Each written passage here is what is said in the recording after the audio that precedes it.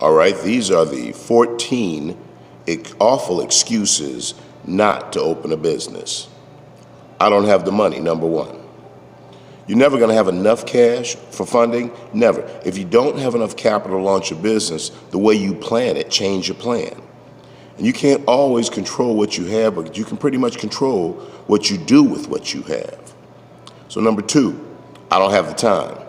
Everyone has the same amount of time. The only difference is what you're willing to do with your time. If you were trapped underground and only had 24 hours worth of oxygen, you wouldn't check your Twitter feed or chat with friends or spend a little FaceTime in front of the TV. You'd be working your butt to get out of there the entire time.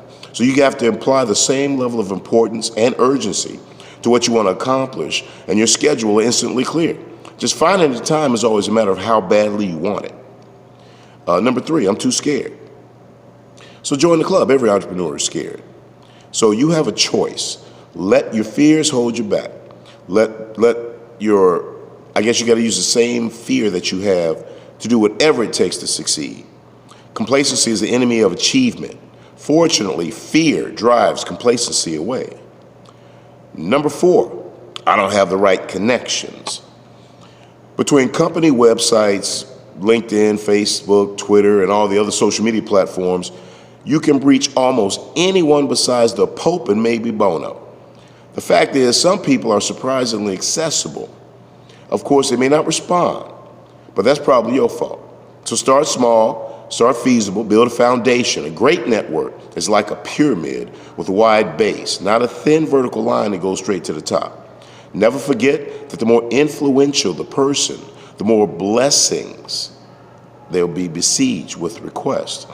Have a good reason to connect and give before you expect to receive, and you might be surprised by who responds.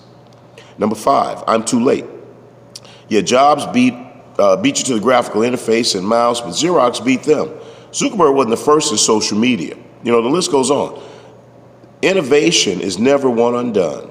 Some of the most successful companies are based on refining earlier ideas and innovations. You're only too late if you're not willing to be better, faster, stronger, cheaper than whoever goes there first. Number six, I can't get anyone to listen. People will listen to anything that's entertaining, interesting, heartfelt, amusing, shocking, informative, titillating, stupid, satirical, controversial, sad, silly, or sexy. So if you can't get anyone to listen, the problem isn't with them, the problem is you. What you want to say is irrelevant, so you got to change your message so it means something to the people you want to reach, and then they'll listen. Number seven, I don't have the skills. That's no problem, go get them. Go to school, read a book, everything you need to know, you can pretty much get from a YouTube video. Read 10 books, talk to your friends, get a part-time job at a small business, and maybe try a different industry. You can gain the experience that you need. Find someone who's done what you want to do, volunteer to work for free until an opportunity comes along. Does that seem hard? It's really not. It's not a big price to pay to get what you really, really want. You have to bring your dreams to fruition. I can't get a great idea. Number eight, dreaming up something new is really, really hard. Reacting to something that already exists is really, really easy. Walk around and start complaining to yourself. You'll see tons of problems that require solutions. Those solutions are ideas. Or walk around your business and start complaining. There are tons of problems that you can address. New is hard to imagine. Better is much easier. Again, most companies are built on better, not new. Number nine, I can't take that risk. Any risk that you take today is a risk you can recover from. In a time that you can overcome almost every setback, stumble, or failure, you can emerge stronger and smarter and better equipped to succeed in the future. So if you never try, all you'll be is regretful. When you're old and gray and done, you'll look back on your life and think, I wonder what might have happened if I had only, that's the one risk you should always take. Just go out and step out on the ledge and do it. Number 10, I can't stop until it's perfect. Sure you can, you just don't want to. Maybe you're insecure, maybe you're afraid, maybe you fear rejection or criticism. Do this instead, do your best and then step back. And if a little more work will result in a remarkably better outcome, go for it. But if a little more work will not make a difference, anyone but you will notice, let it go. Then make improvements based on the feedback that you get from the only people whose opinions really matter, your customers. Number 11, I'm not comfortable doing things in a different way. I was raised to be humble, and if you're not comfortable doing something because it violates your principles of ethics, then don't. But if you're not comfortable doing something simply because it will take you out of your comfort zone, then you're just rationalizing you'll never be more than you already are. Number 12, I can't find anyone who gets it.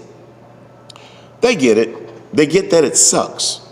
So truly great ideas can be described in a few words. Truly great products can be described in a few words. When no one seems to get it, the only person not getting it is you. Let go of the pride and the agenda and the unique point of view and figure out where you've gone wrong. Number 13, it's too hard. Long journeys are hard. Individual steps are easy. Say you sit on your couch, I'm not even going to use that analogy. I'm going to go to the next one. The last one is number 14. I'll be embarrassed if I fail. Failing in public can be embarrassing, especially since some people love to talk about the misfortunes of others. Those are the same people who would never dare to try something themselves. Don't worry about them. The whole other group of people respect you for taking a shot. They'll recognize a kindred spirit, they'll empathize, they'll encourage, they'll pick you up. They know what it's like to try and fail again. Why? They're people living their dreams and their lives on their own terms. And that's all I got. Have a good night.